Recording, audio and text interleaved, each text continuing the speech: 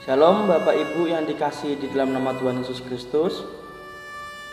Apa kabar semuanya? Tentu kita berharap semua Bapak Ibu, kita semua baik-baik saja.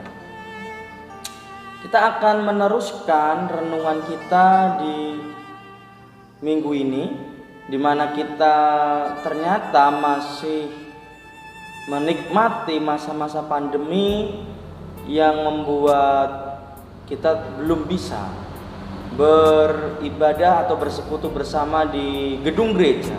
Tetapi saya mengingatkan sekali lagi bahwa ibadah itu bukan hanya berbicara soal tempat, tetapi lebih kepada hubungan kita kepada Tuhan. Oleh karena itu tidak masalah apabila kita masih beribadah di rumah kita masing-masing. Tentu Bapak Ibu beribadah dengan keluarga, dan sekiranya kita tetap saling mendoakan agar kita terus Tuhan memberikan kekuatan di dalam menghadapi masa pandemi ini. Bapak Ibu, renungan kita di minggu ini berjudul Berharganya Manusia Bagi Allah. Salah satu tantangan iman yang dari dulu sampai sekarang adalah tentang mempertahankan iman. Ya. Jadi salah satu tantangan iman yang dari dulu sampai sekarang ini adalah tentang mempertahankan iman. Mengapa mempertahankan iman itu sebagai satu tantangan? Mempertahankan iman itu bukan soal yang mudah, karena ketika kita ingin mempertahankan iman kita, ada hal-hal yang ingin menyerang iman kita agar iman kita goyah, sehingga ketika kita diperhadapkan dengan satu situasi yang nantinya ada dua kemungkinan, antara kita akan bertahan dengan iman kita atau kita akan meninggalkan, melepaskan iman kita. Mempertahankan iman itu penting, karena mempertahankan iman akan mempengaruhi kehidupan kita selanjutnya.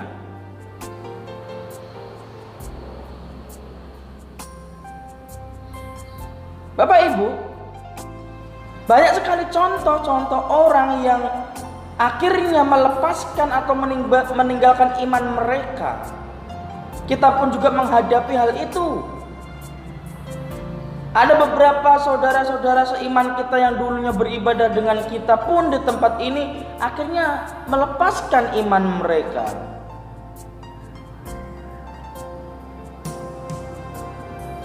Dan kita tidak tahu apa yang mengakibatkan mereka bisa melepaskan iman mereka. Itu banyak faktor.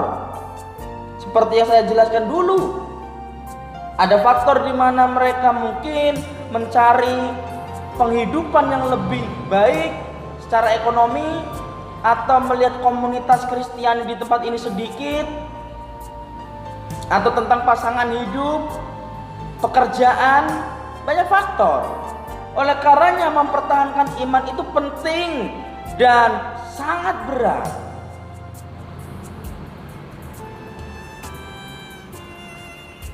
Kita akan melihat dan merenungkan di dalam Matius pasal 18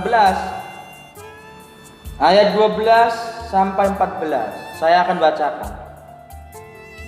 Bagaimana pendapatmu jika seorang mempunyai 100 ekor domba dan seekor di antaranya sesat? Tidakkah ia akan meninggalkan yang 99 ekor di pegunungan dan pergi mencari yang sesat itu? Dan aku akan berkata kepadamu, sesungguhnya jika ia berhasil menemukannya, lebih besar kegembiraannya atas yang seekor itu daripada atas yang ke-99 ekor yang tidak sesat. Demikian juga Bapamu yang di sorga tidak menghendaki supaya seorang pun dari anak-anak ini hilang. Latar belakang dari nats ini dimulai dari Jawaban Tuhan Yesus atas pertanyaan murid-muridnya yang ada di ayat 1 sampai ayat 5. Di sana murid-murid bertanya, "Guru, siapakah yang terbesar di sorga, kerajaan sorga?" Lalu Tuhan Yesus mengambil perumpamaan tentang seorang anak kecil. Tuhan Yesus mengatakan, "Sesungguhnya jika kamu tidak bertobat dan menjadi seperti anak kecil ini, kamu tidak akan masuk ke dalam kerajaan sorga." Tuhan Yesus ingin mengajarkan tentang kepolosan seorang anak, ya, di dalam anak membangun hubungan dengan Bapa. Lalu dimulai juga dengan penyesatan orang percaya. Ada di ayat 6 sampai ayat 11. Diibaratkan bahwa ketika ada orang yang menyesatkan anak-anak kecil, penyesat itu akan mendapatkan satu hukuman yang sangat mengerikan. Bahkan Yesus mengatakan bahwa batu kilangan akan diikatkan pada lehernya, lalu ia ditenggelamkan ke dalam laut. Lalu kemudian lanjut dengan perumpamaan tentang domba yang hilang. Jadi peristiwa di mana Tuhan Yesus mengajar murid-muridnya ini berurutan. Bahwa ada masa-masa di mana orang percaya akan terhilang dari kelompok orang percaya juga. Dalam ayat 12 dikatakan di sana bahwa ada orang mempunyai 100 ekor domba. Berarti adanya jumlah yang sudah tetap, yaitu 100. Domba yang 100 ini tentunya dia sudah ikut makan, ikut minum, tidur di kandang yang dibuat oleh gembala atau yang mempunyai domba ini. Bagi orang Israel yang di Palestina, jumlah 100 itu menandakan status sosial. Status sosial orang ini adalah orang menengah, kalangan menengah. Orang yang memiliki 30 sampai 40 ekor domba dianggap sebagai kalangan bawah. Sedangkan orang yang memiliki 300 sampai 400 ekor domba disebut orang kaya. Jadi orang yang memiliki 100 ekor domba ini tidak memerlukan pekerja upahan tambahan untuk membantu dia menggembalakan dombanya. Jadi masih bisa dipantau 100 domba itu. Dia memantau sendiri. Lanjut lagi ayat 12. Bahwa seekor di antara domba itu sesat. Ya. Sesat dikarenakan ketika domba dilepas di padang gurun, ya. Bapak Ibu, beda antara di padang gurun dengan padang pasir. Di padang pasir memang tidak ada yang namanya tumbuhan, tetapi di padang gurun di sana itu wilayahnya berbatu-batu dan ada rumput-rumput yang tumbuh di antara batu-batuan itu. Ketika domba itu dilepas, domba yang merumput kemungkinan perhatiannya tertuju pada rumput-rumput yang hijau, yang enak, yang dianggap domba itu enak.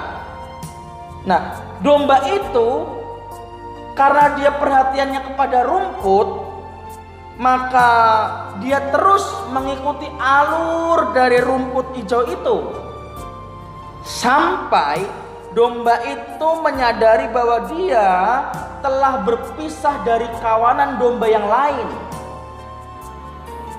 Bapak Ibu, ketika saya membaca satu literatur, domba itu memiliki sifat pemerhati. Perhatiannya sangat bagus. Dia sangat tajam dalam mengingat atau mengenal suara gembalanya. Makanya Yesus mengatakan juga bahwa domba-dombaku mengenal suaraku, suara gembalanya. Tetapi ada satu saat, satu momen di mana domba itu perhatiannya tertuju kepada rumput yang menjadi makanannya. Karena dia sudah menunjukkan perhatiannya ke makanannya, akhirnya dia mengikuti alur dari rumput itu dan dia tidak menyadari kalau sudah berpisah dengan kawanan dombanya. Ketika domba ini sudah menyadari bahwa dia berpisah dari kawanan dombanya, yang bisa dia lakukan hanyalah berteriak sekencang-kencangnya, mengembek sekencang-kencangnya. Jika dia belum menemukan kawanan domba itu, ataupun gembala belum menemukan dia yang tersesat ini, domba ini akan mencari tempat perlindungan sementara, entah itu di dalam gua, entah itu di balik semak. Keadaan domba yang sudah sesat akan sangat ketakutan, bahkan dia pun tidak mampu untuk berdiri, untuk melangkah, hanya ketakutan bersembunyi di balik semak atau di gua. Bapak Ibu, domba yang tersesat itu dilambangkan orang percaya atau orang Kristen yang telah mengikut Yesus. Jadi domba yang tersesat itu bukan orang yang belum menerima, belum percaya kepada Kristus, tetapi domba yang sesat itu adalah orang yang sudah percaya kepada Tuhan Yesus. Makanya dia, karena ada berbagai faktor, dia mulai menjauh dari Tuhan. Mengapa orang Kristen dapat tersesat? Jawabannya bukan karena ada godaan-godaan saja orang Kristen bisa tersesat. Bukan hanya karena ada iming-iming saja orang Kristen akan tersesat atau melepaskan imannya. Tetapi orang Kristen tersesat dikarenakan orang Kristen tidak tahu firman Tuhan, dan orang Kristen belum atau tidak merasakan atau mengalami kuasa Tuhan di dalam kehidupannya.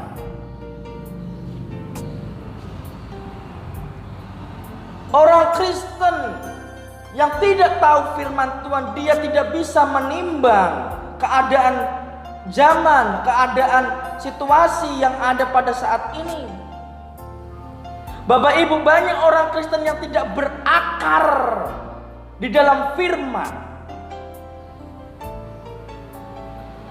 Banyak pengajaran-pengajaran yang juga tidak memberikan fondasi yang kuat kepada orang Kristen yang mendengar firman itu. Firman itu hanya berisi kesenangan. Hanya berisi tentang berkat. Tidak salah jika firman yang diberitakan ada tentang berkat mengikut Tuhan, karena memang ketika mengikut Tuhan ada berkat. Tetapi permasalahannya adalah bahwa di dalam kehidupan ini ada tantangan yang perlu kita hadapi. Dan firman Tuhanlah dasar atau landasan yang membuat kita bisa bertahan menghadapi tantangan itu.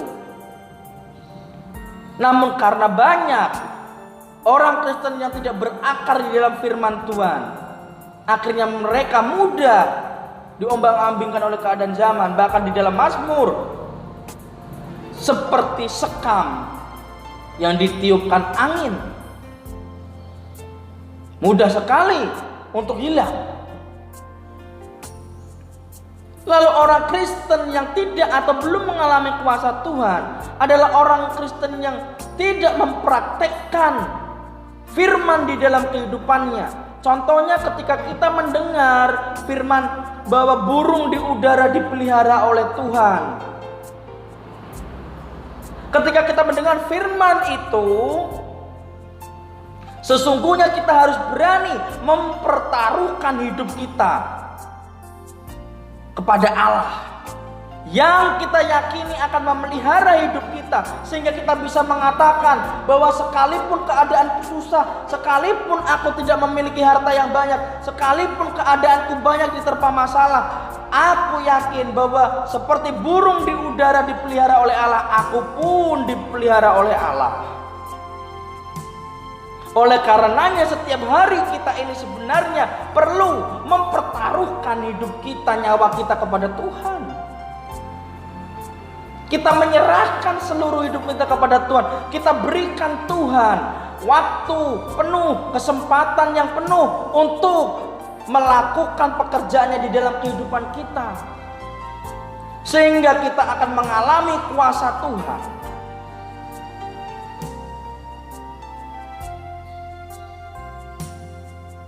Bapak Ibu yang dikasihi di dalam nama Tuhan Yesus, firman Tuhan hari ini mengajarkan kepada kita bahwa kita perlu berakar di dalam Tuhan dan mengalami kuasa Tuhan, agar kita tidak tersesat, atau mungkin agar kita tidak mudah disesatkan.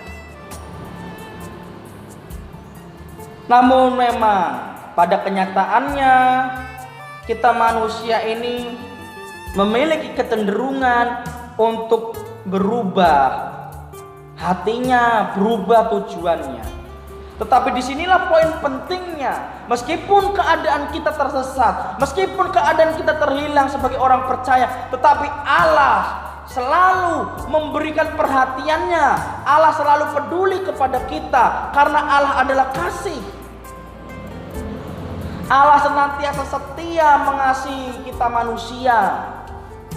Disinilah kita perlu memahami bahwa Allah itu turut serta di dalam kehidupan kita selamanya,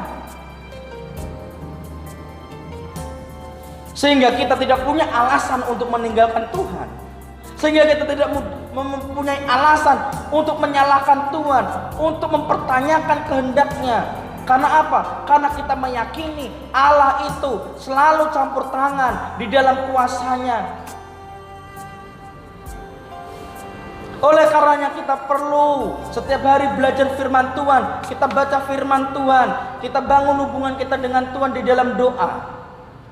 Entah itu 5 menit, entah itu 10 menit, 1 jam, 2 jam. Tetapi yang paling penting adalah esensi kita ketika kita membangun hubungan dengan Tuhan, kita perlu terkoneksi dengan Tuhan. Kita perlu mengenal Tuhan. Tugas kita sebagai orang percaya adalah kita perlu memberitakan kasih Allah ini kepada saudara-saudara kita yang tersesat, saudara-saudara kita yang mulai menjauh daripada Tuhan, bahwa Allah itu memberi pengampunan kepada setiap kita manusia, bahkan kepada setiap orang percaya yang sudah menjauh kepada Tuhan. Karena orang yang sudah menjauh kepada Tuhan, dia akan memiliki perasaan aku bersalah, aku tidak layak. Sama seperti orang yang mungkin melakukan dosa, aku tidak layak bagi Tuhan, aku tidak berkenan bagi Tuhan. Nah, disinilah kita orang percaya, orang Kristen perlu memberitakan tentang kasih Tuhan kepada mereka, supaya mereka sadar bahwa aku memiliki kesempatan untuk berbalik kepada Tuhan yang senantiasa mengasihi hidupku, memberikan kesempatan kepadaku untuk berbalik. Kita lakukan tugas kita ini, jangan menyerah. Jikalau Bapak Ibu memiliki saudara-saudari, memiliki keluarga yang mungkin dia tersesat saat ini, Bapak Ibu jangan kendor, jangan menyerah untuk memberitakan tentang kebaikan Tuhan, memberitakan tentang kasih Allah, sampai Allah campur tangan dalam kehidupan orang itu sendiri. Roh Kudus akan mengerjakan itu. Tetapi kita perlu mengambil sikap untuk terus memberitakan tentang kasih Allah itu.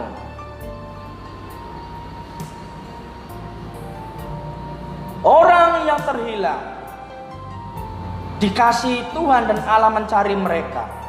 Namun disinilah letak perbedaan kita dengan domba, bahwa kita manusia memerlukan pertobatan. Kita harus bertobat, sehingga ketika kita bertobat, kita memutuskan untuk tidak mengulangi kesalahan kita itu lagi, dan kita memberikan respon kepada Tuhan dengan komitmen bahwa kita akan terus percaya kepada Tuhan. Bapak Ibu, demikianlah firman Tuhan pada minggu ini, bahwa kita berharga bagi Allah.